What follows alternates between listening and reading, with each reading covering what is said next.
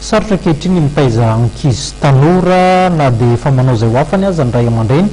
dia mitanila ihany zany eo anatrehany zava-misy amin'izao fotoana izao natao hanampibetsaka azy ireo indrindra nefa ny fisian'ny guide prima baby andihan'ny fahavalo satria dia ahitana torohevitra sy paika madinidinika ao anatin'izany guide prima baby izany raha antsika ny fanavety.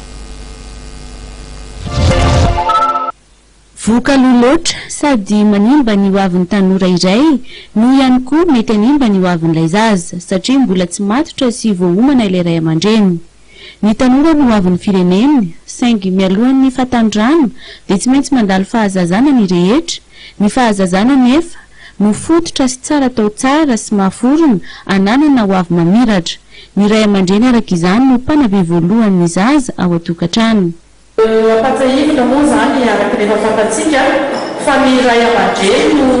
voalohany tompona andraikitra amin'ny fanabeazana ny zanany ary ny fanabeazana dia miainga ao an-tokantrano. Ny hita amin'izao fotoana izao sy mitsapa moa zany izay ny antony mahatonga koa hoe inona ny atao nampianany ray aman-dreny misy ray aman-dreny mbola tanora loatra dia miditra ao anatin'ny sehatra fitaizana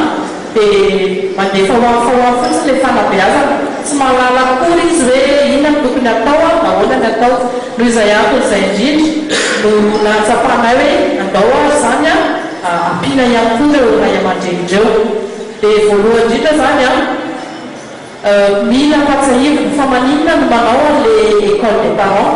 dia voalohany indrindra aloha ampahafantarina azy aloha ampahatsahivina azy efa fantatra zany fa ampahatsahivina azy fotsiny ny andraikitra amin'ny maha-ray aman-dreny azy dia hoe izy ny tompona andraikitra voalohany amin'ny fanabeazana ny zanany.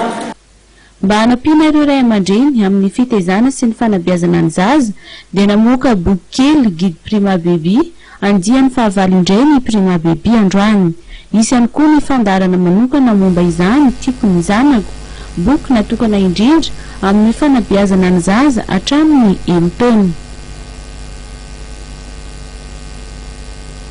Faranantsika ndreto ny fampahalalam-baovao mialohan'ny teny Sarana nefa dia tsara hatrany mampafantatritsika fa ao amin'ny rapitso zany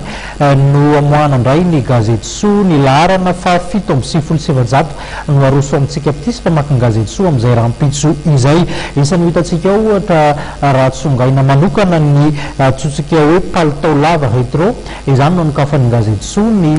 laharany vaovao zany ho amin'ny rahampitso ny torohevitra majiny nahatrehana indray herinandro dia arosiny ity gazety Soa hitantsika ao anatin'ny gazety Midi Madagasikara ho amin'ny rahampitso ity izay dia farana ndretony ny fampahalalam-baovao araka ny fanambara teo dia ankasitrahana fenanao naraka izany hatramin'ny farany ho amin'ny rahampitso amin'ny 7 arivo indray tsika amin'ny famin'ny fotoana eto mankasitraka tompoko.